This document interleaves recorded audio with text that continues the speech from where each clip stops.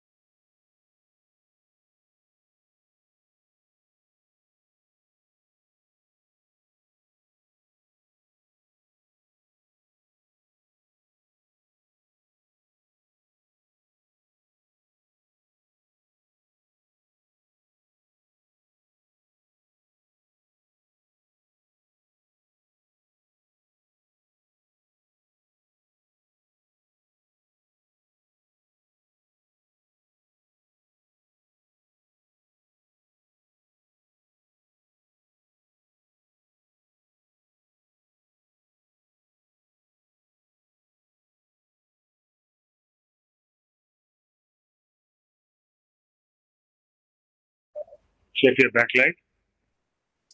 Thank you so much. I couldn't resist to mention one more thing. Sorry. He's the one who created the concept of thande kebabs. So जो लोग इनको पहली बार ही सुन रहे हैं, so everyone will think that what is this concept like when you are serving a starter like Indian starter into a thande kebab form. So once you taste it, I'm sure you'll have a different perception altogether. So chef, tell us about that too in your session. So I'll hand it over to you. We have about 5-6 executive chefs also who have joined in. Thank you so much for coming in, sir.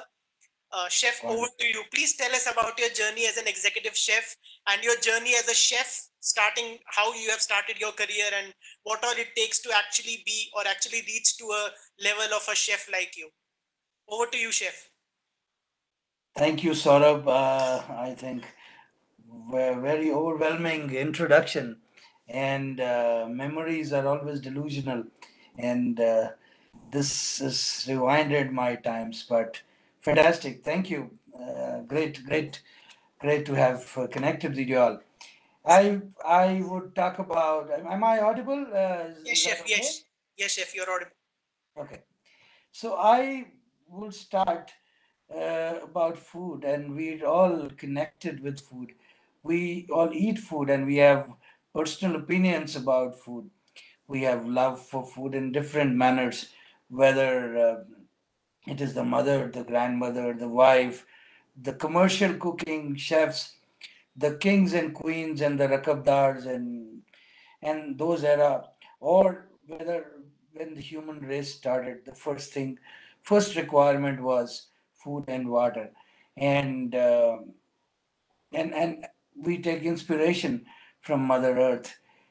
Like in a mango tree, a small little seed germinates, makes it into a big tree, and there is a fruit, and there is a special recipe by Mother Earth or my Mother Nature for it with its specific time to get it sweet. That is what it takes a food to come in, or that's where probably I would say a chef gets related to. And so it is about the story. It is most important, most interesting thing. Food is like a raw ingredient cannot be eaten on its own, and it does not becomes a dish. You may be eating a most common dish like a sorry, like a dosa, like a chola bhatura, like a pulela king, or whatever in whichever country whichever style you want to eat. Let's talk about humble samosa. The story of a samosa is when the potato marries the pea, when it dips in that ghee and then it rubs over with the spices to form that golden crust, and then finally it appears on the plate, and with an affair she wants to have a combination of a sweet or a hard chutney, whatever. So this is the whole story, and that whole story, the culminator, the whole process is culminated by somebody who's called a chef who understands this, like what you would say if you're writing a paragraph in English, you know how to choose those words and paragraphs and sentences and punctuations. Similarly, whilst we cook, we find the culinary conversion of how does an onion, as it sweats, it marries a tomato, or it goes to ginger and garlic, or whatever. It forms its own story, and that story makes a dish, and that dish probably makes needs some accompaniments to it to form an experience. And I always believe that food is for moods, and this is what has brought my life into all these years. And as I think Saurav gave you my introduction, it's about a little over 30 odd years I've been associated with this lovely thing to become a chef. And I think this was most exciting and most rewarding thing what happened to my life that I became a chef. And so early days of being a chef is always a little taxing, because that's where you are learning, you are understanding what it is all about. So it makes you your interest little go away, that no, there's so much of hard work, but then the later stage, those are the times which are actually rewarding. It's if they say that if you believe that you've got a raw deal, you cook, you simmer, you fry, you boil it till the time you make it over for yourselves. And I guess that is what has happened to my life. And I worked in various aspects of culinary expertise. I was fortunate to work in hotel kitchens, in restaurant kitchens, in theme kitchens, even in flight kitchens. I've also worked in hospital kitchens. I've managed bigger flight kitchens, and I've even taught culinary. I have worked in food safety department where I was learning and also teaching both, whether it was ISO 22000 or whether it was HACCP. I've managed to put up food courts. I've managed to put up theme kitchen, and as I translate my work from onion and a potato to a fire and fry pan, in between battling those ranks and files, I think I developed myself.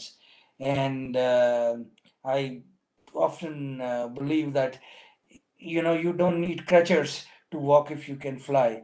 It is all whilst you learn the trade, and whilst you learn the trade, and when you're there, then you can understand that what it is all about. I Initial days, I was always inspired and delighted with the bonhomie of chefs, the camaraderie of chefs. They transmitted and I connected as a part of a bigger family. There was always a recognition of coexistence of chefs as chefs, the anticipation of fine product on annual, the belief in their beliefs, the belief in their culinary concepts, and they truly believe that I turned with no forge. I did not want to cheat. I just wanted to learn and learn the authenticity and taught the authenticity back and continue to do so. Besides getting chests expanded and heels go higher, and it is the Guru Shishya Parampara, as we say in Hindi. Uh, Anywhere, any part of the world, if you go, chefs is the only fraternity which follows that. If you are a chef today, it's not necessary that you are a chef forever. If you do, for example, you do your Bachelor of Engineering and you're an engineer today, you are engineer forever. Or you do your chartered accountancy. You're a chartered accountant today and you're a chartered accountant tomorrow. But for a chef, you have to prove your existence. You have to prove your skill every day. And then people say, yes, he's there. Yeah, he's the chef who's worked. There's no degree, there's no diploma which actually tells you that you are a fine chef until you prove yourself, because it's a very practical subject. You have to be connected with food, and they say food is an art that comes from heart. So apart from the brain winning it with the theory, the knowledge which is collected, it is also a lot of things which is to be done by the heart. And that's what is your personal connect about food. And this is my personal belief, and that's why I say. So this was all to follow my dream from rank and file, cementing my road, whether it was a chef de party, as I became a sous chef, and then I became a executive chef, and post that, yes, a corporate chef, heading a dozen of hotels with a multi-dozen of restaurants and maybe a few hundred dozen of chefs who worked under me and worked with me, and we worked together to get this whole thing. And I always wanted to change, so I worked about 2.5 decades being a chef at one corner, and then I decided that I should do something for myself, and that myself wanted the because I was working in a hotel, and the hotel had a brand standard, and with every brand standard you have to focus what they want rather than a little bit what you want as a chef. So to get my cravings up there, and I thought, okay, let me do something for myself.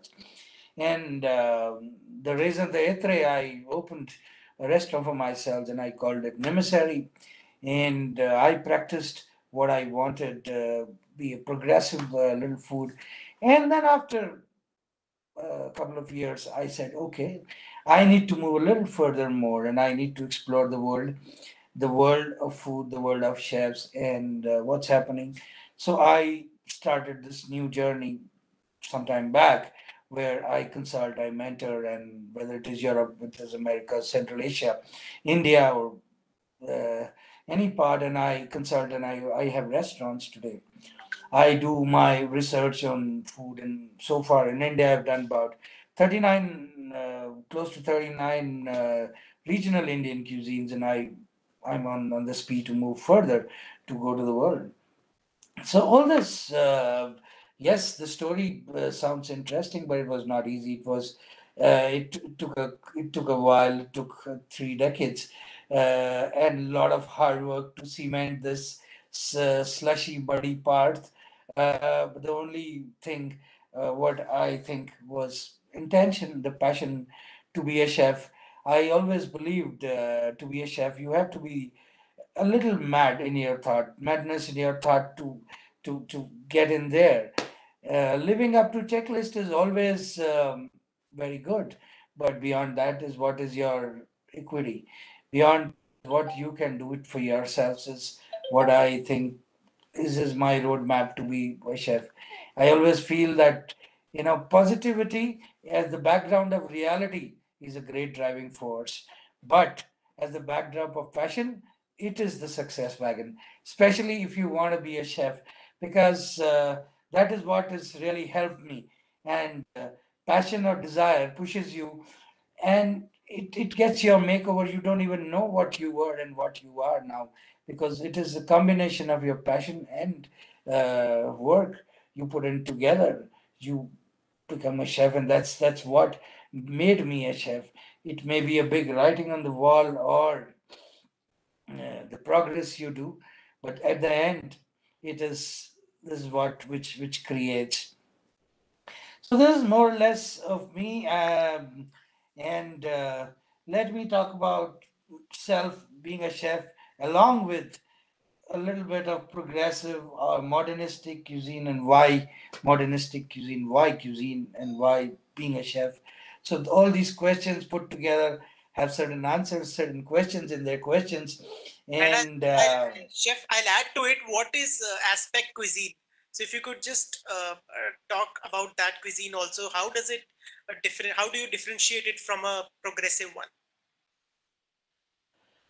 aspect cuisine is an aspect of a chef to cook. Every chef has his own touch uh, to do some things, whether he wants to do an authentic cuisine or he wants to do a combined cuisine in a fine dining, smart dining, or whichever way he wants to do. It is aspect of that particular chef that he wants to cook.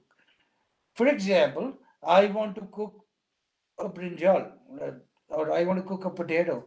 And I've been taught that if it has been cooked in a French way, it has to be cooked in a particular style like this. Take a pan, butter, whatever, cream. If it is to be done a little Italian, there is a tweak of oregano and a tweak of their spices, or aglio olio. If there is an Indian, it has to be a little bit of spice and a little bit of fat, or if it has to be whatever, it has to be Oriental, it has to be that Oriental spice. But this is our learning.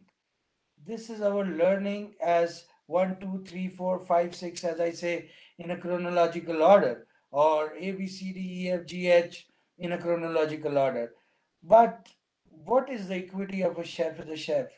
See, food is not singular dimensional, it is multidimensional.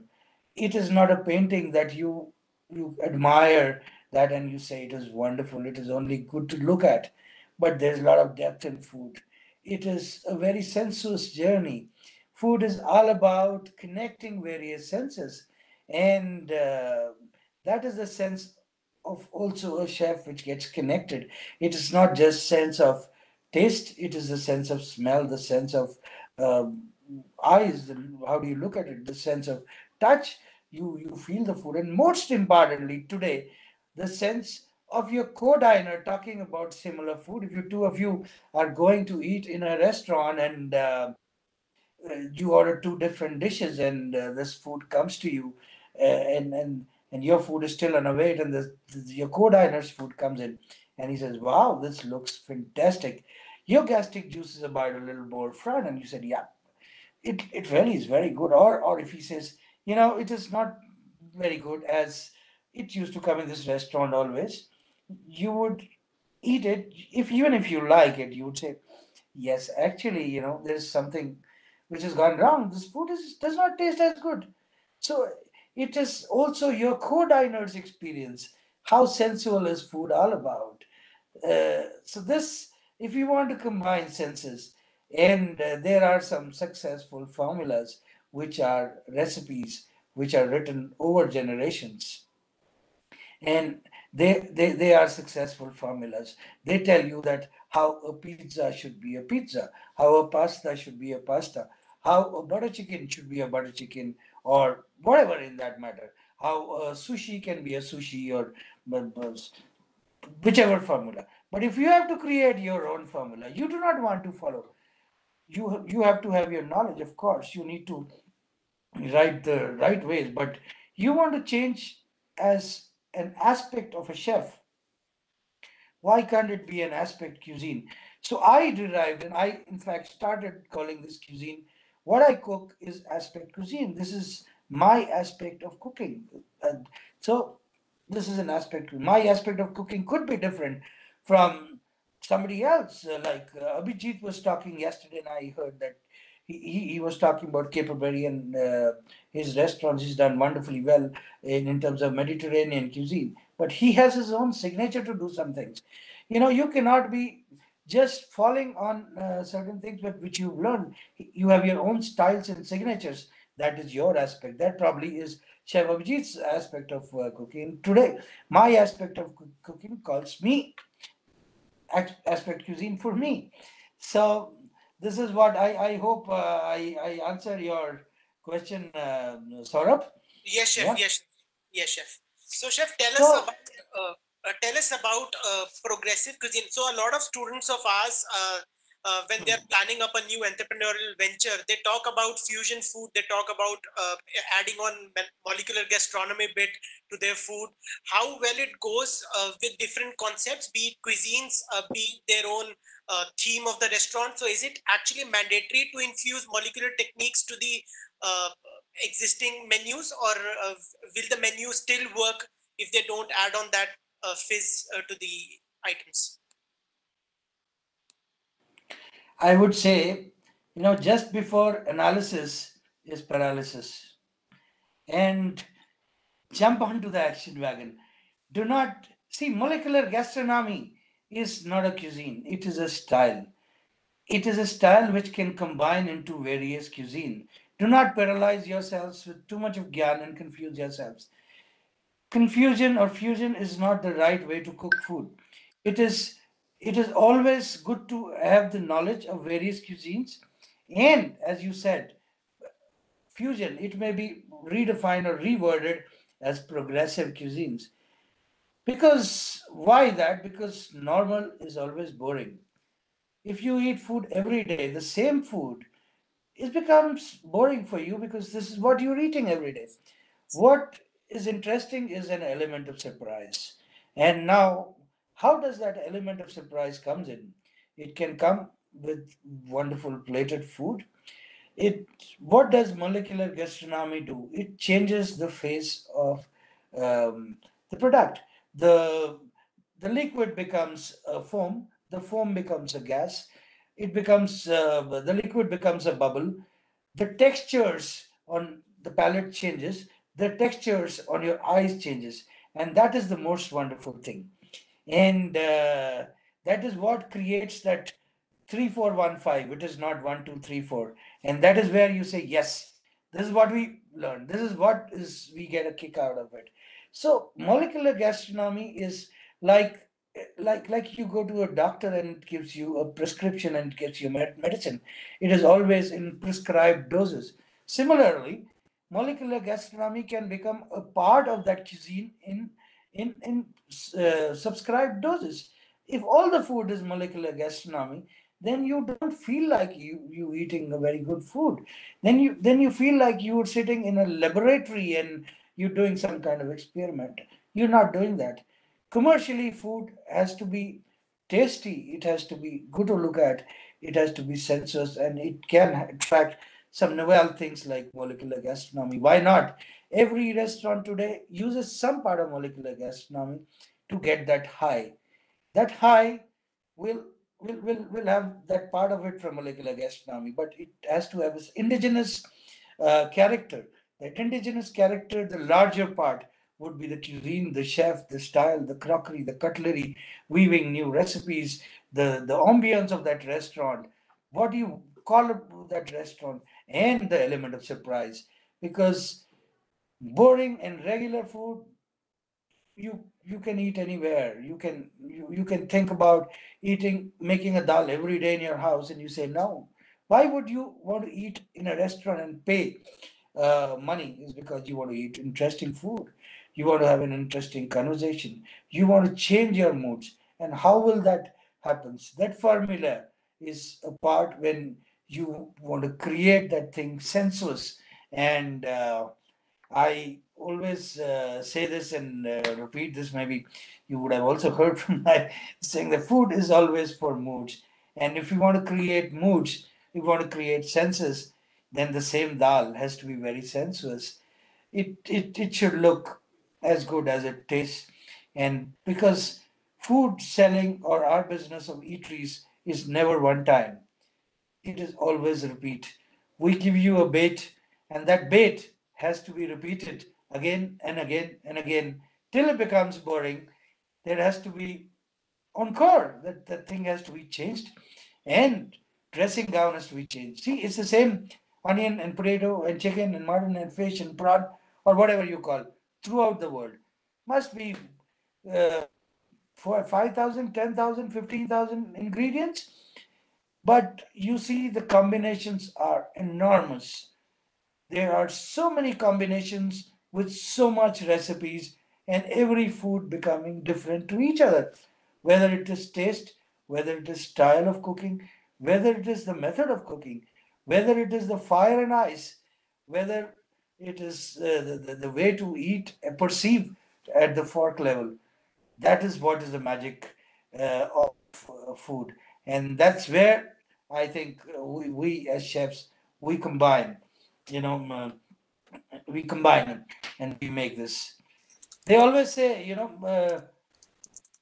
human endeavors are, are very different than than anything. Like the same hands, if they bulldoze huge rocks and nothing happens to them, a small little thorn, it pricks and it bleeds. So you don't know what you can do until you do it.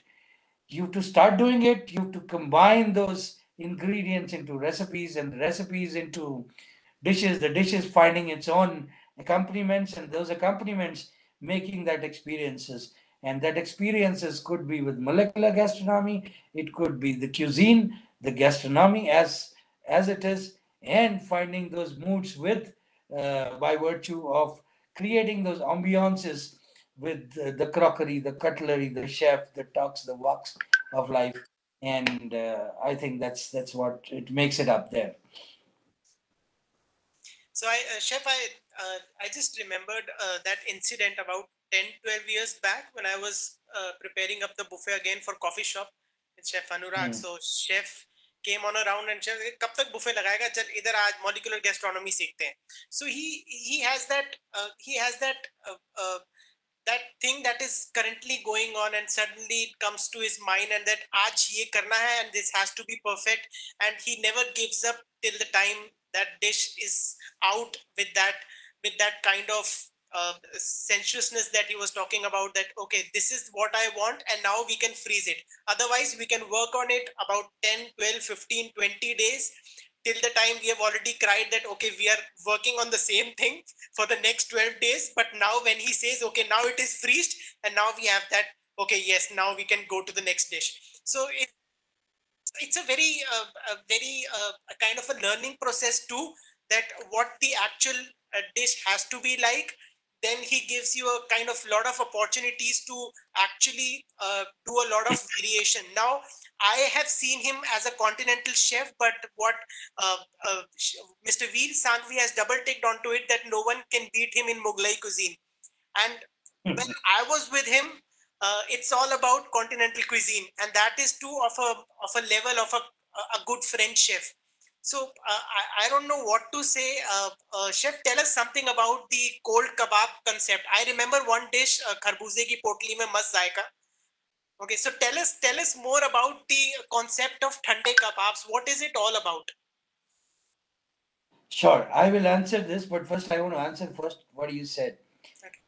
Why we are curious? We are all human beings, and more importantly, we are chefs. We want to learn. As I said a while back, that living up to checklist is always perfection. You've been told to do these 10 things, you would do 10 things. But those 10 things would not make you competitive enough. I guess his network has gone off. Yes, it might be some issue. Probably he joined by. He's there, I guess. I'll just give him a call. Sure, sure. Sorry for the interruption, everyone. I guess the network has gone off. It'll just take a few minutes. Please bear with us.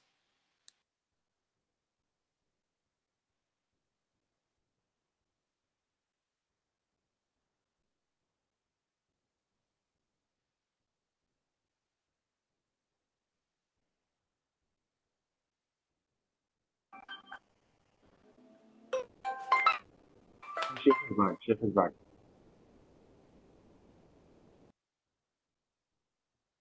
Huh? You can hear the phone. Yeah, Chef, you're back. Am I back? Yes, yes, your camera is off, Chef. Am I back? Am I there? Yeah, Chef is there. Sorry, you're not here. Your camera is switched off. Have I joined? Yeah, Chef, you Yes, joined. yes. The camera is off.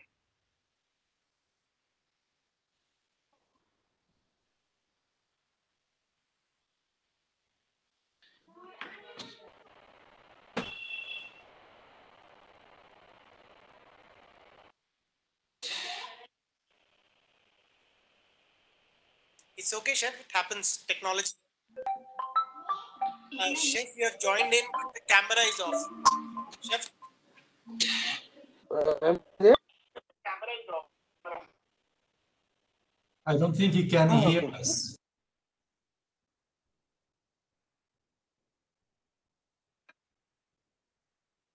Am I there now? Chef, I guess some issue with the camera. If you can just, it's going on, I guess. Now? No, Chef. We can hear you, but Chef, you can please continue. Image is not coming. The camera is not working, but we can still hear you, Chef. There's some network issue on his side. I guess audio will work. Okay, so till the time he joins back, everyone, I'll just share a small perception or say experience of mine. Whenever I've worked with this a chef of mine whom I call Chef Bhatia, and everybody in the Bangalore area knows him by the name of Chef Bhatia only. So he's someone who gives 100% to everything that he puts his heart into. Be it a chicken, be it a roast chicken, or be it anything which is to do with a thande kebab. Now, when he started off with this concept of his thande kebab, he has almost gathered every management trainee and industrial trainee so that he wants them to experience and give a feedback of what the concept of thande kebab is like. So we all kind of it's more or less like a get together, and like I've said it yesterday also, in every hotel of Bangalore when I was working there, every chef used to come in to his office. Every executive chef, we used to still sit together. We used to deliberate on one kitchen item or dish that we have come up. Everyone gives their suggestions, and then the dish is finalized. Chef, are you back? So would you like to add to it? Yeah, whenever there is something, it happened with me earlier also, my internet somehow pockets off. Anyways, so Please, chef. but thank you, Saurabh, for covering this. Yes, Right. chefs are. I'm a very passionate chef, and most of my friends are also chefs. So it is where any part of India or a lot of people across the globe are my friends, which are chefs, and I love to be with them because that's what I feel I expertise in, and I can talk to them, and and I love that. So, yes, good friends are good chefs for me also. All right. So you wanted me to talk about Thande Kebab. Yes, chef, And and give us a few insight how we can replicate the dishes with a twist so that it doesn't look that we have copied yours. no, it's always inspired when we cooking food. Yes, We don't copy each other. That's where food has evolved, and that's where from Escoffier to whatever we are today, we we are producing different kinds of food, and we're making so many diners happy. And it is not that you are copying somebody; it's that you're getting inspired. inspired. So get inspired. I would say cook as differently as you can, but you should know what are the basics of cooking. If you keep those things in your mind, they say, the fastest who runs is the hare. And so run like a hare and hunt like a fox. Create your own recipes, flirt with the ingredients, and you would make something which is very special, which is only for you, and get inspired. See how people are doing.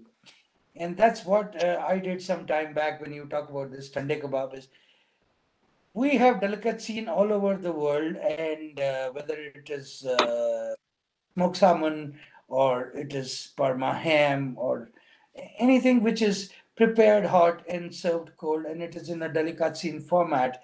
That means it is preserved in a form where you have the nutrient values calculated. It has the right taste and the right combination for it to go with your moods when you want to eat light.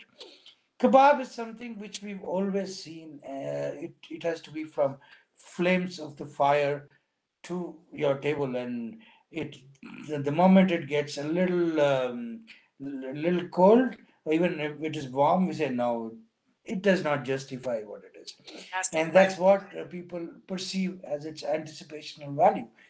Probably some time back, this was the same anticipational value for a roast leg of lamb or a leg of pork somewhere in Europe, and somebody kept that leg of lamb for a number of years, and then carved, and it was so beautiful, and it was moist, and it had different set of ingredients to eat with it. You don't eat a delicatessen with a roast gravy. Similarly, I thought that let's create something which is a kebab, which is a thanda, and you can refrigerate that kebab and eat it the next day. Remove the extra fat from that kebab and have different accompaniments for that. Initially, when I was doing it, including my team, everybody said the chef has gone berserk. Chef pagal ho gaya. He does not know what he's saying. Kebab is kebab. How can kebab be cold? Then we created something. I had a very good team, and some of them will be with me. We roasted the whole run as lamb. The roast we did some chicken breast, and we carved the next day. We also did some dressing gowns, like uh, people have this dahi ka kebab. They smoke the dahi in the tandoor. So we smoked that dahi in the tandoor, and we used a dressing gown of a melon for the next day because the smoky flavor of the yogurt marries very well with that melon. And we created a little relish of uh, chutney, and it worked very good. And I went to the hotel management and I said, we've discovered this, we want to do something which is very nice. And we said, no, it cannot happen. The kebabs has to be hot, the curries have to be hot, there has to be a naan which is accompanying this. And then the best the proof of pudding is in eating, that's what they say. So I said, okay, let's do a tasting session. And we did a tasting session, and there was a little yes, yes, yes. some pseudo, some not pseudo, but love and a likes for food. We formed that as a part, and this opened the eyes of some people who wanted to write about food in journalism, and that's where it became a little more popular, and people wanted to know why thanda kebab. No, kebabs are hot, and there were a lot of people who were eating delicatessen, and it's not bad. I mean, we all eat in as we love this cuisine in that way. So it became very, very popular, and in fact I did one 5 course meal in accordance to a tabligh meal which we did about the cold kebabs, and it worked good, so it still works good and I also got calls from here and there, a few chefs who were my friends, some who were not my friends. Those days, the Facebook and social media was not as popular what is there today, but it rose, and I think about 7 8 years, 7 years later, I met Miss Camila Punjabi. She owns some restaurants in London, and she said, "Chef, I would send you two of my chefs. Please train them in Thande kebab." I said, yeah. He said, no, no, you can charge me with whatever it is, but this is what it is. And I said, fantastic. So you get your high. This high, once you create a recipe, I think a bottle of alcohol cannot give you. That is what your recipe, what you cook, what you convert that food into, and somebody says, yes, that's lovely. This is what I like. That satisfaction index is always lovely, and this race is running very fast. uh, so it's not that if you've done something and you have patented it and nobody else will do it, you would not even realize that the next day somebody else has done that. Now you have to be on your satisfaction index to be evergreen. You have to recreate something. You have to go back to your table and ask those ingredients. Yes, now let's start. What can I do? Let's start something new. And that race of new, I think, gets that chefs to be there as chefs. That's where they are not chartered accountants. That's where those chefs are not engineers. They are chefs because they are always in a speed to find that light, in a speed to find a new recipe, in a speed to find that satisfaction index from those diners and say, yes, I've created this. Would you do that? India some time back had very limited ingredients when India was India.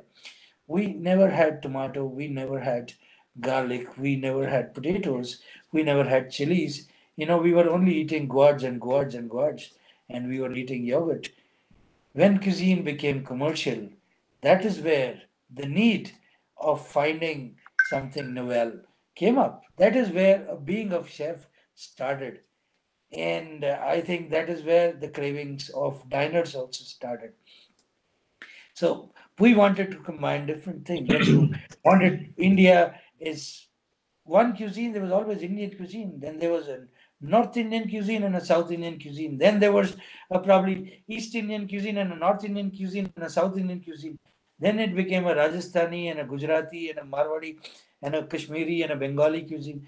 Today the cuisines are even more smaller. There's a Kaist cuisine and there is a Rampur cuisine and there is whatnot. So this will go even further down because people as chefs, they want to hunt something new, and apart from these authentic cuisines, they will have their own aspect cuisine. That aspect cuisine will give them that drive to get that. That aspect cuisine, maybe they will use some molecular gastronomy, they will use some progressive methods of plating. Progressive methods of plating also means that you don't need a lot of crockery and cutlery in the same plate. You giving many portions at one portion, you giving many experiences and one experience together. You understand what a palate wants for that particular recipe. You don't want to complicate food because until I always believe that food is very, very subjective. If you ask somebody what is the definition of good food, it is different with different people. Somebody would say, "Oh, good food." Ooh, I think I've again gone. Is it? No, chef, we can Am I hear you. there? Yes, chef. Yes, chef. So good food is, somebody says good food has got a lot of chilies, and somebody says no, no, no, good food has got no chilies. Or somebody would say good food has got desi ghee, deep fried kebabs and biryani. Somebody would say no, no, no, no, no. Good food is something which is a salad, which is an olive oil, which has got some olive. So various anticipations of the same thing. It has to be bridged into what what you like personally, and I think that is only the aspect of chef what he can do. Great, great. A lot to learn still from you, chef. It seems. We have Food Mr. is always makes learning. Yes, Saurabh, I am also still learning. food is Food is an encyclopedia which will have it to learn. yes, true. So we have Mr. Pradeep Mazumdar. He would like to ask a question. Sunil chef, can we give him the rights to speak? Okay, He's unmuted. sorry. Yeah. Okay. He's unmuted. Chef Bhatia, am I being heard? Yes, I can hear you. Chef Bhatia, namaskar to you and wonderful good evening. It's been many, many years. There's been a time when we kind of worked with each other also. Never mind, Chef. To say hello to Dr. Garima, to say hello to Mr. Laurent, and to all the eminent panelists. My name is Pradeep Mazumdar, Director at the School of Hospitality at Shirani University up in Himachal Pradesh. So, Chef, I have a question for you. I'm not an artist like you are, but Chef, I'm going to go straight into the money. Chef, with current economic challenges for all hotels in pandemic, जो हम सब समझते हैं, the food and beverage business is now doing a backward integration with takeaway come home delivery orders through aggregators like Swiggy and Zomato. Now, in a situation like this, how would chefs maintain quality, pricing, and profitability? Just to give you a small example, Chef, a restaurant like Bukhara. Now, we all know how famous Bukhara is. Doing a daily turnover of 10 lakhs on a 350 cover basis, which means an APC of 3,000 rupees APC. Now, in a situation like this, when footfalls are not there and Bukhara is now having to give takeaway and home food, neither can it reduce pricing nor can it take up pricing. How does it maintain its quality, pricing, and profitability? This is my question for you, Chef. Over to you. No, today we are in times which are probably the darkest times in the medical history. Is we Nobody anticipated that this would happen, and this would happen to not only humankind but also to the economy, and it has left everybody more than the fear. As you said, it is the uncertainty to many questions which we have on economy, on the jobs, on what will happen to the future of many of us who are either skilled or unskilled or running this race and gone through this trauma. This is an uncertainty, and what I personally feel, uh, seeing about last 140 days of it happening, and the entire industry is in Alice in Wonderland, trying to find out their own ways to do things. But I think the economy has to co-survive with the COVID. It cannot go individually. If it has to co-survive within itself, it has to find the newer ways. It cannot live on its own what it was. Yes, I think the good days will come back, and we would say that good old days are back. That's what is the anticipation for everybody is. But as you said, delivery, maybe yes, maybe no, because everybody in this world who was anyway related to food and beverage wants to do a delivery, whether it is a five-star hotel, a big starred one, or it is a small little chaat bandar who was operating a little kiosk there. Very true. He thinks that delivery is the answer. 25, 27% if Swiggy and Zomato takes over, and he is left for 2-3% of whatever he is with with heat, light, power, rentals, food costs, whatever happening. He is not going to gain anything, and if he is That's not right. going to gain That's anything, right. it is not going to be his bread and butter what he is thinking. There will be newer ideas, newer things. You saw about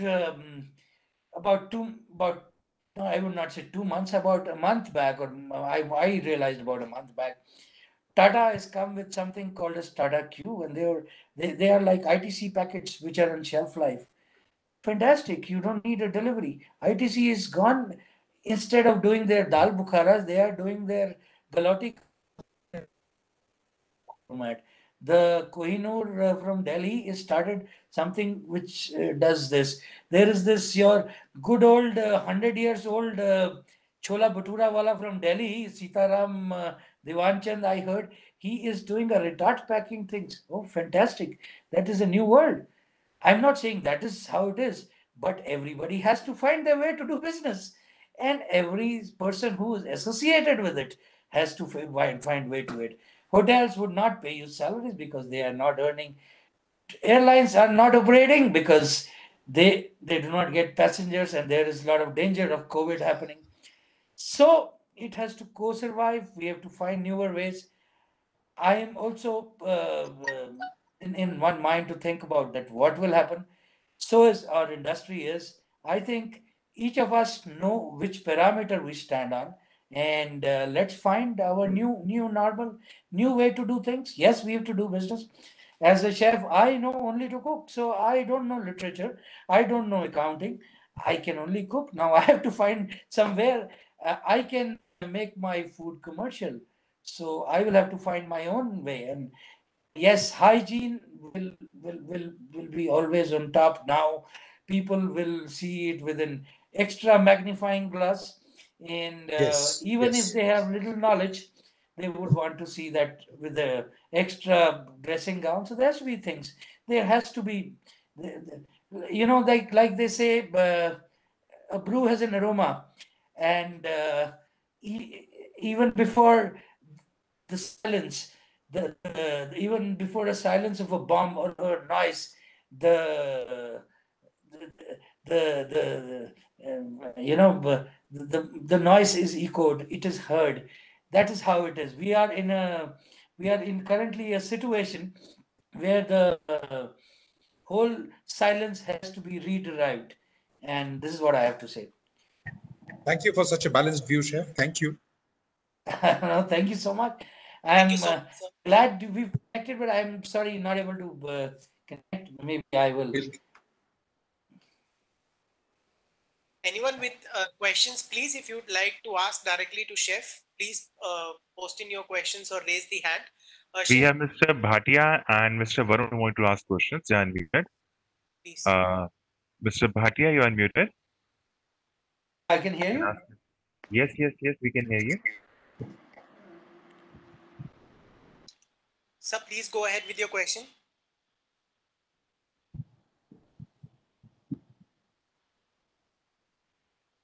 Go ahead. Yeah, Mr. Bhatia, you're on. I did not hear. No, no, Okay, let me turn on Please the other repeat. person. Miss Shikha, you're there? Okay. Shikha Sejwal?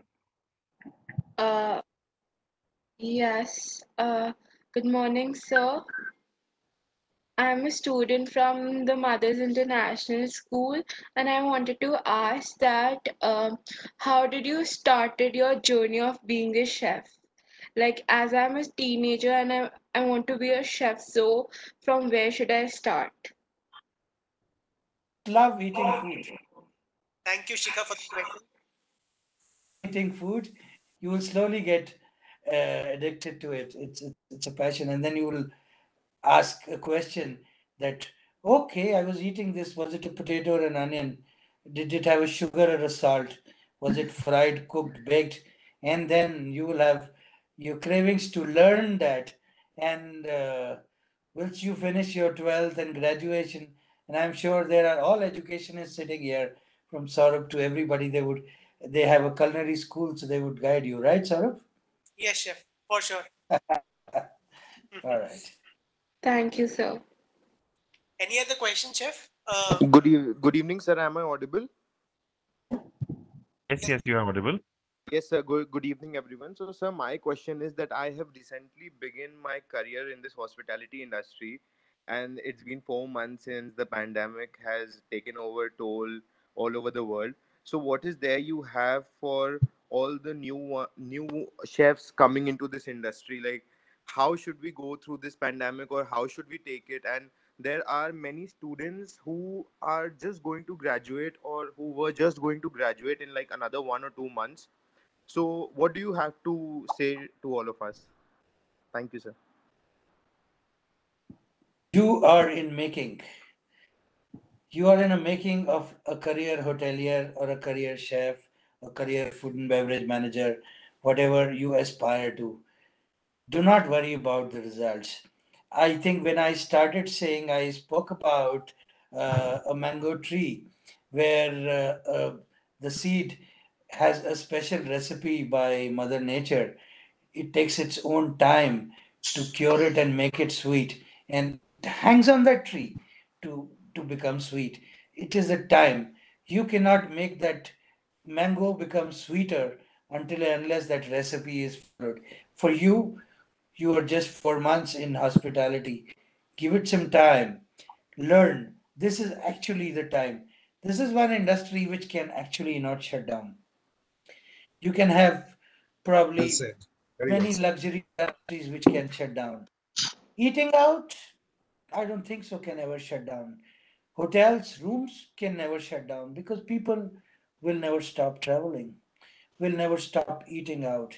Even we are forced to be in a box now, and we're scared that a delivery boy will not give us good food, but we are waiting inside in our houses that let this get over. I'm gonna go to this restaurant and eat that food from there, and my craving is on. So that weight is on. Your job is secured. Focus on learning, learn, become good career hoteliers, and bang on, strike high. This is what I have to say. Thank you so much, sir. Thank Thank you. you so much. There is one question from Mr. Joydeep Sinha. What is the current trend of food? So, what kind of food people are expecting nowadays during this lockdown season? And I would like to answer this one question, chef, because I know what you'll be saying. So, chef always says that खाना ऐसा होना चाहिए which should create a razzmatazz और पीछे जाके guest पूछे कि किसने बनाया ये. Okay, so this is the kind of food that everyone looks for, be it a lockdown season, be it a normal regular season, whenever you dine it at any place. So yeah, razzmatazz word comes from chef always. So chef, over to you. Would you like to add to it? Yes, we are not. We are in a world of virtual reality now in this lockdown. You and me are talking on a virtual reality. We're not talking face to face. So food is become a very important topic these days, whether it is the social media or whether it is anything else. In your gossip, in your office, in your in IT, you are in serious business. You're talking about food because you're locked. You're not going out of your house. You are seeing that food as food. You cannot get the food from the commercial eateries, so you are only getting a razzmatazz. You're only getting that craving in your. You're only getting those gastric juices. You're getting your olfactory to react. You are not getting that food, so you are building that. I think that is how it is, and everybody's waiting for restaurants to open, and restaurants open, they will give you the best food. And as the person who actually made chefs as chefs, and I have a lot of respect for Sir Scoffier, he said once that great food, good food will bring happiness to people, and that is what we should try. And whether it is VR or AR, this is what we'll do. Great. Any other questions from the participants, attendees? Anyone? Nice question here. With okay, Kulmon sir. We'll just talk to Satish question here, then we'll come to you. So Mrs. Sandy is asking like how important it is to give good and tasty food that gives more satisfaction than presentation of the food. How important is that? The taste or presentation? For as per my thinking, it actually goes hand in hand. Leave And any of it behind. chef, just to add to it, there are It is people. a holistic ecstasy. Chef, It is a just to add holistic to it, ecstasy. It should be definitely tasty. It should be definitely too good to look at. It should be definitely good textured one. It cannot be singular. You know, if you define, this is where I said food is multidimensional and multisensuous. We have different definitions for good food. We cannot say that the good food is tasty.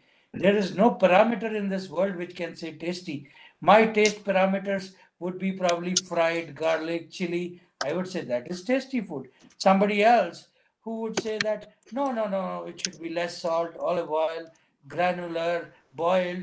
That is tasty food. Now, how how could you manage that word subjective taste taste pattern of it?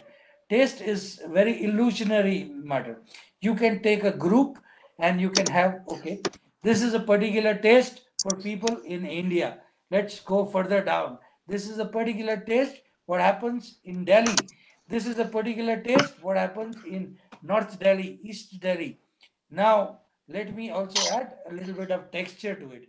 The same dal which we eat, you were talking about the dal, is eaten at least 50 different textures in India. Somebody eats it granular, somebody eats it semi-granular, somebody adds tamarind to it, somebody adds ghee to it, somebody adds a cumin to it, somebody adds only jeera to it, somebody eats dal as a chaat, somebody eats that dal as a roti, so somebody eats dal as a pakwan.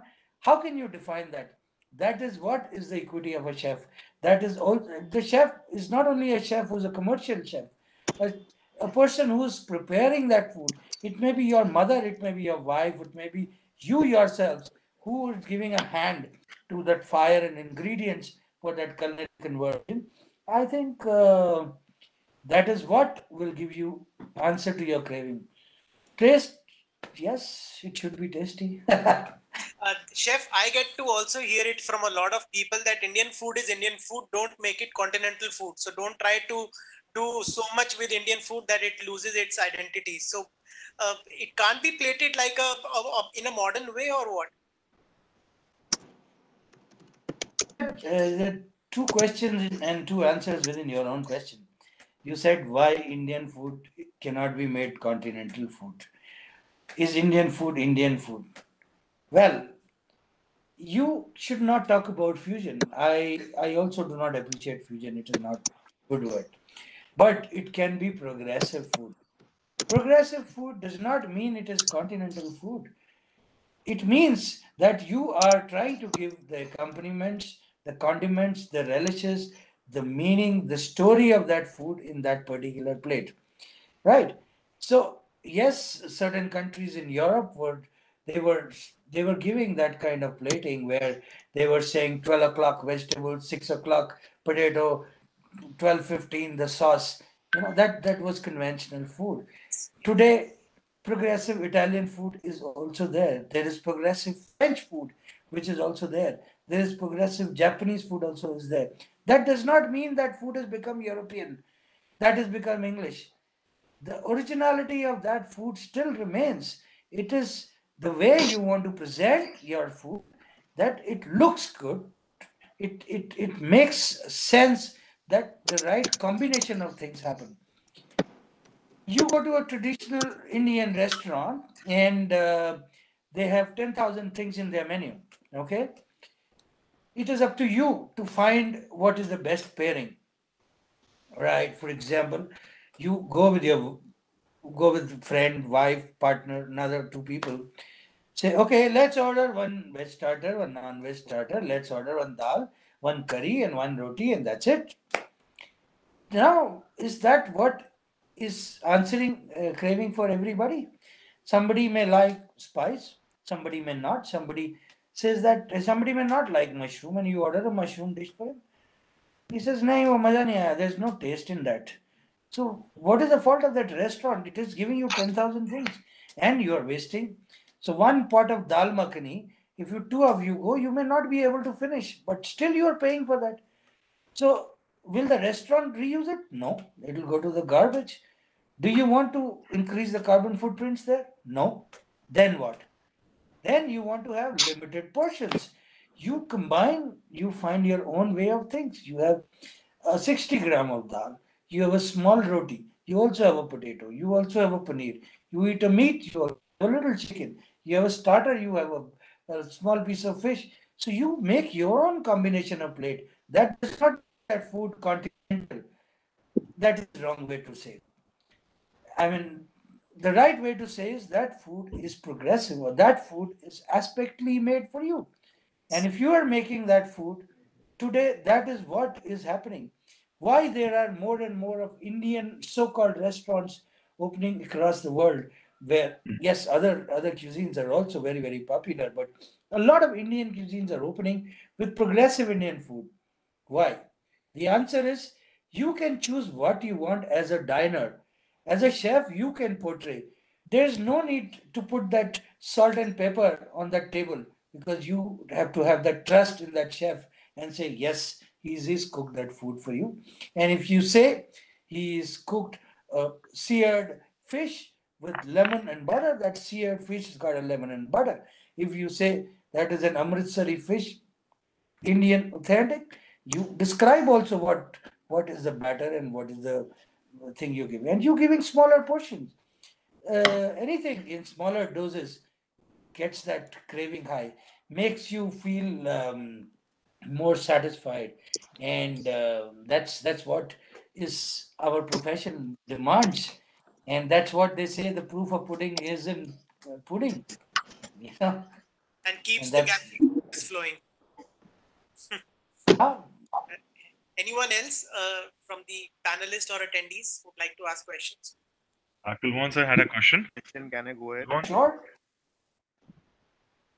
Yeah, Chef, I have been hearing your story. It is one success to another success to another success, and you have been keeping your uptrend, in fact. But I'm sure as your profession progressed, you came across a few difficulties from which I'm sure you learned and from which we also would like to learn. So tell us one or two difficulties that you faced. At every phase I started, or anybody would start, there are difficulties. There's nothing which is like a whipped cream. You can come with a fork or even a finger and say, yes, it is lovely. Even when we are born, we do not start walking. We start falling, then we crawl, then we hold a wall, then we start walking, and then we realize that, oh, it was so easy to walk. Why couldn't I walk earlier? Then I started making into a run, and I decided that, oh, yes, making into a run was also very easier. But yes, there were flaws. Yeah, everybody talks about successes. There are failures, there are learnings, which all happen.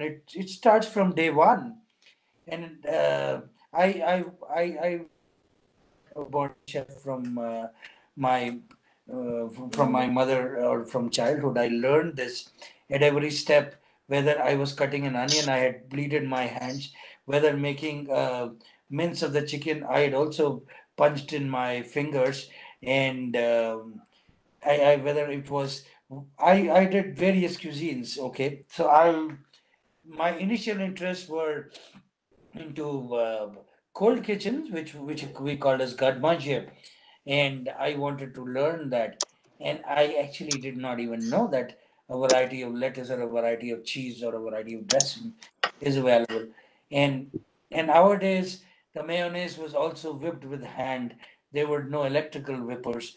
So I goofed up many a times. I made that mayonnaise curdle, and then learned from somebody that how that mayonnaise was made again, and what was the rectification for that.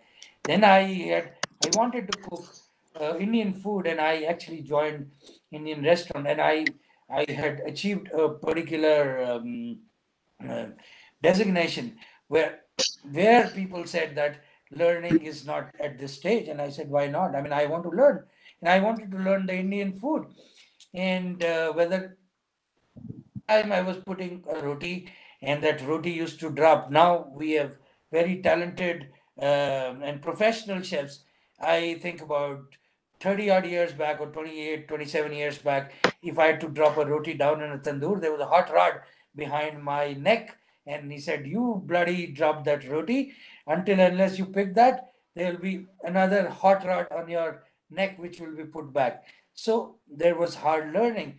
I had to learn some recipes for kebabs, even by bribing with a bottle of alcohol. Even staying at 24 hours of working was to learn a recipe. Then I wanted to learn continental cuisine, and I said, "I know Indian, I know gar manje." I had become a sous chef that time, and it was not expected out of a sous chef to go and start learning and say that, yes, you've learned, you've done your schooling, so you know what is a hollandaise and what is you know uh, any other sauce.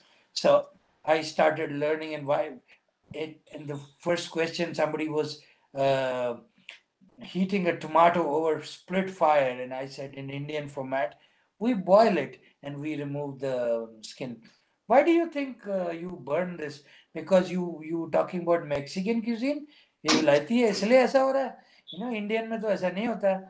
And they said no. And initially some people said it is just to remove the skin, but then because I wanted to know why this happens, they told me that there is sugar, some element of sugar in that skin of tomato.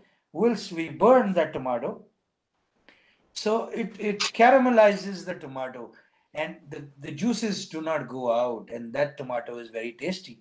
Whilst in Indian cooking format, we boil the tomato, and not only the nutritional value, the taste also goes away.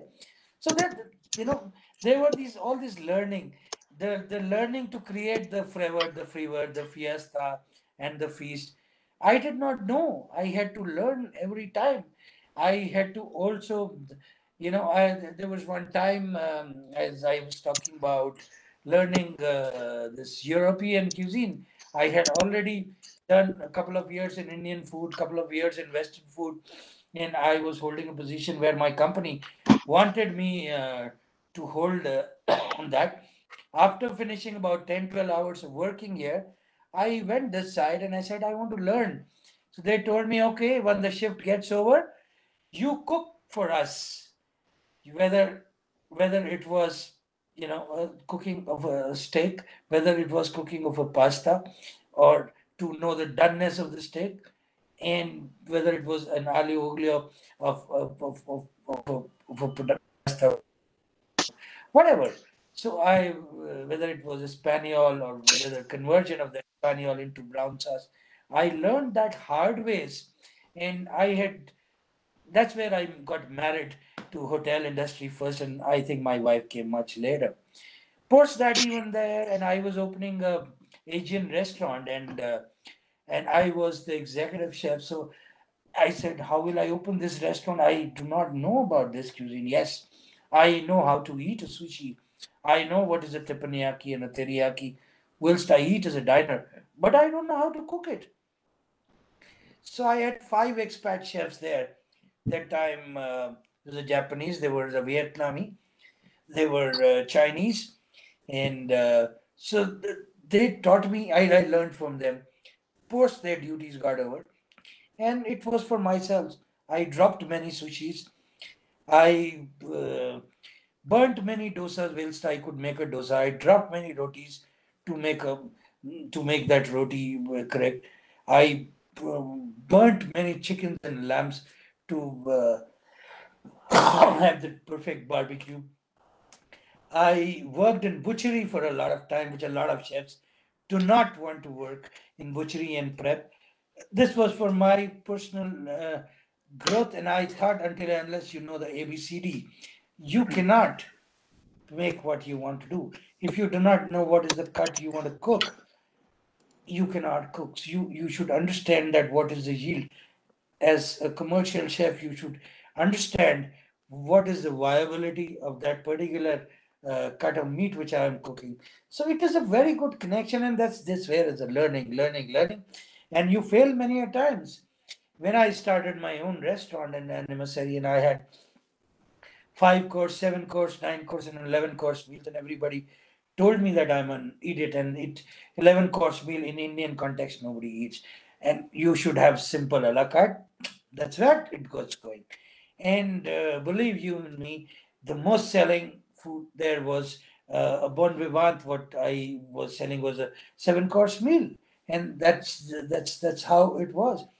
Even when I came to your city in Delhi, and I moved from regional chef from south of India to corporate chef in Delhi, and I said that I want to do a course meal for Indian food, and we had this Delhi Gourmet Club, and so they had seen me doing some gastronomic delights with table d'hôte menus for Shendi Roti here in Bangla. And I went to Delhi and I said, we will do this. And they said that Delhiites being Delhiites, as big as their hearts, they said, 7 course nahi karenge, 12 course karenge. I said, fantastic. So that was a new way for doing food, and saying that a portion is only 40 grams or 60 grams, which comes in. The patience level, I know, for the guests today is very less, and they want to say that bus ek hi prawn, char to aane chahiye. And but whilst you see the whole course, you feel, you unwind. That is the most lovely part of it. That is the hugs and cheers, and that is where.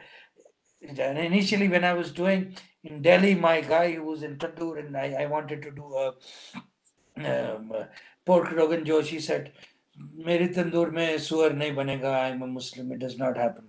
I said, well, we all love food, and I do not cook chicken because I am vegetarian. I do not cook beef because I do not like it. We've taken this profession, and we have in our heart. We leave our heart in the locker and wear that white jacket, which gets in everything. So I think that's what gave us a torchbearer situation. And why is it not possible to have a Rogan Josh pork? Why is it not possible to have a, when we talk about a bruschetta with only tomato or Italian seasoning? We can have a roti bruschetta. We all eat roti bruschettas in our houses, don't we? We all freeze the last night chicken or vegetables what we eat in our house. If it is left, we eat the next day. We microwave it, isn't it? So why can't we eat it as a thanda kebab? Why can't we also have our fulkas which are left, especially in North India, and the next morning we eat that fulkas with either making those crisps as a khakra, or in my home, even they used some time back, they used to have this white butter and fold that, put a little salt and chili, and we used to eat in our childhood, calling as ati mati. So there is a way, and it is not that domestic is to be not clubbed. Food is to be enjoyed. So that reminds me, chef, during your corporate chef days, so whenever so he's supposed to sit in WTC, World Trade Center, and whenever on our way back to home, whenever we try to meet him, he's never in his office, he's always in his kitchen. So we have to go back to hotel again, and then we have to change the clothes to meet him, to have our daily gyan, because we all are frustrated at the end of the day, and we want some kind of positivity. Now, when we talk about positivity, it's serious positivity. When we are, chef, I remember when we were working for the Jaipur hotel. So there was some incident, that accident that happened, and it was like a gravity slicer. I was working on it, and thumb pe thoda lag gaya tha. So chef said that, will you be able to do it, or should I call some other person from Delhi hotel? And then I said, no, chef, I'll manage. It was about 2,000, 3,000 people. There was some function, some inaugural function of the Rani. So chef said, no, you do it. I'll give you an industrial trainee of this hotel, and I'm sure you'll manage it somehow. And then we have, so there's a serious kind of positivity whenever, it's not just with his smiling face that we both have actually, but it's the positivity. It's the positivity that makes a difference. Yeah, मेरे को sure. आज एक चीज पता लग गई sir. Chef, I know where your thande kebabs came from, sir. Because you worked a lot at Gargaon, that's why you thought of thande kebabs. Maybe. Yeah. Yeah. Yeah, Garmaje was one part of it. I'm still learning. Yes, I did a lot of Asian food. I did European. I did. I started this whole concept of Baluchi in Indian restaurants and Lalit. Otherwise, also I had successful restaurants in various countries, Indian restaurants, and I wanted to have Indian food. I mean, I whilst opened my own was progressive, and food in any format is I love. You know, whether it is Asian, whether it is Indian, you should have a knowledge for it, and you should have a skill for it. And as you said, positivity. I always believe, you know, positivity on the background of reality makes a driving sense. It is a strong force. It is a strong driving sense. And hotels and restaurants and food and beverage, we are always in a circumstance. We are always in a situation. We are, the whole world is celebrating. They are celebrating a Sunday or a Monday, or they are celebrating a meal. They are celebrating a Diwali, a Dashera. They are celebrating a Christmas. They are celebrating whatever. We are there cooking up a storm inside. We are there to find that whole thing, and it has to happen. It cannot go on a pause. That's where when Saurabh said, and I remember this situation, we were just about 10 of us, and we had 5,000 people with a new hotel opening, and we were supposed to have a lot of people coming for our help, which delayed and did not happen. But as a chef, you cannot say that I cannot cook. Come on, I mean, we had to do it. Whether my force had the trainees, whether my force had experts or expertise, or whether somebody has cut his hand or bleeded his hand, work has to go on, and that is is what is your heart as a. Yes, the easiest way was to say no, get close, but I don't think so. Any chef would do that. I have seen chefs all my life and friends being chef. We all are very charged. We are very positive. We want to do things. Once we start, we want to finish. It's it's like you get engrossed in writing those stories, and you want to reach the climax. You want to cook, and you want to cook the best. So that is how it is. Thank you, sir. Thank you, chef. I'll have to skip my vitamin B12 and D capsules today. Thank you There's so one. much, chef. No, thank you, Saurabh. Any And I Sir, questions? sir, I I feel have one others more have also question. got some good money. Yeah, please have. Please go ahead. So my question is, since we have been talking about playing with the ingredients and the Indian cuisine and the modern Indian cuisine, so Ji. like we all hear about butter chicken, and it is mostly liked by all the non-vegetarians who are fond of Indian cuisine. So my question Right. is that should we play with the ingredients here and present or try a tomato-less butter chicken, maybe with the help of a pumpkin or carrot-based puree? Like, do you feel that it will work good, or what is your view on this, sir?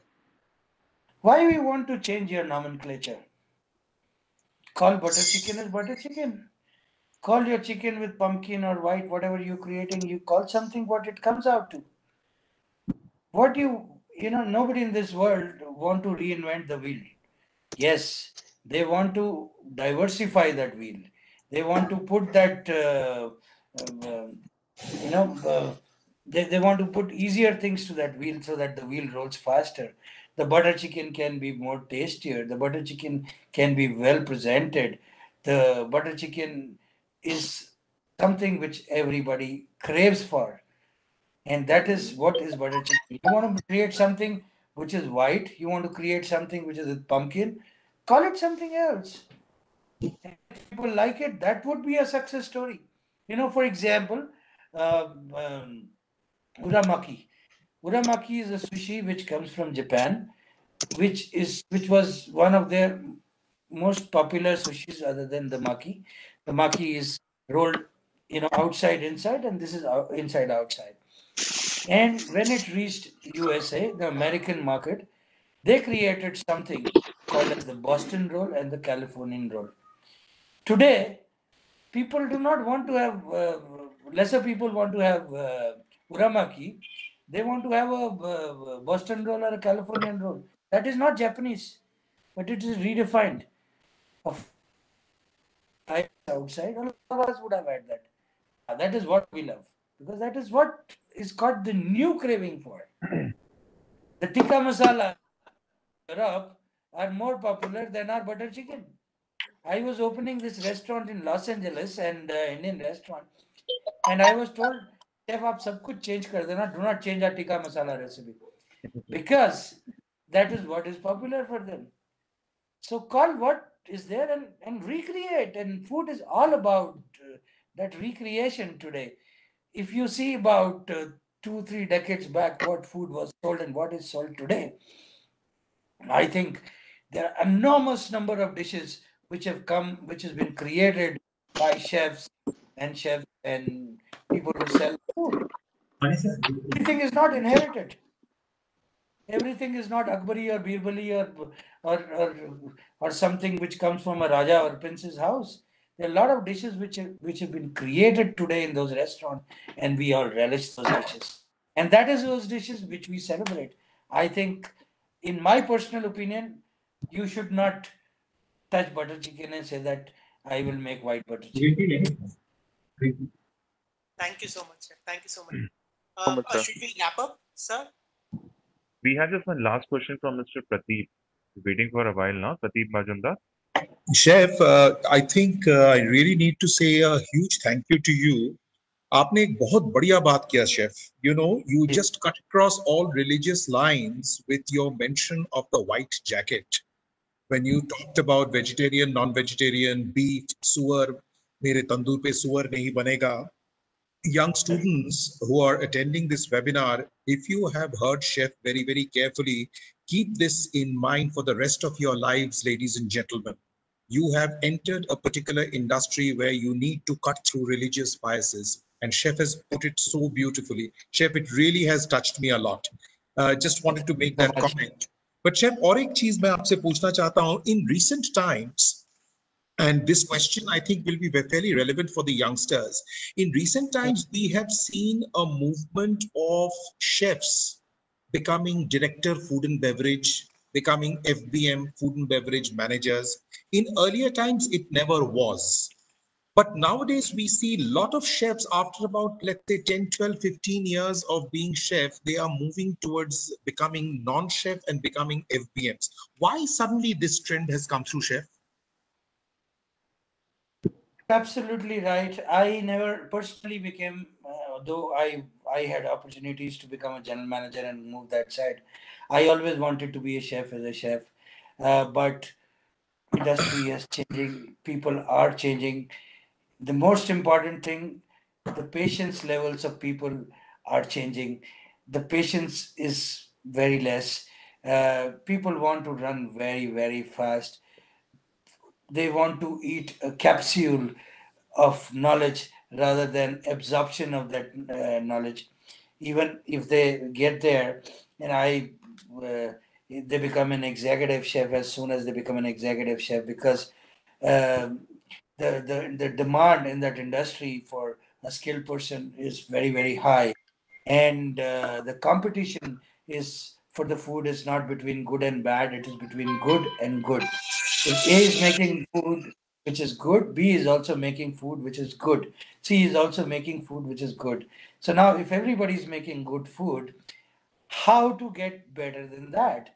So those chefs, when they saw these people who were coming from food and beverage backgrounds, they probably, this is just some thoughts, that probably they thought they could do, because they understand the culinary inceptions, they understand how the food goes. Hello? So they could present it well. They could get to the diners also. Gone those days when the chefs were inside a kitchen which was concrete, and they used to feel that, oh, maybe I'm not smelling good. Maybe, I do not look good. I do not have a very nice face. Chefs in a multi-spring jacket, they go out to a restaurant and they want to take this food and beverage job. They want to conquer this position of food and beverage manager. Also, they're aspiring to become general managers as fast, because this is not only this is not only a rise in terms of um, designation and financial, but it is also this social status what they get as a raise, and they want to become general managers. Why not? When a marketing manager can become a general manager, or a front office manager can become a general manager, a chef can become a general manager via the food and beverage is a route of different people. And I think some people passionately go that side. Some people want to run very fast, so they want to run fast, go to general manager, become an entrepreneur, and come back and keep on bouncing within those lines. So that is also there.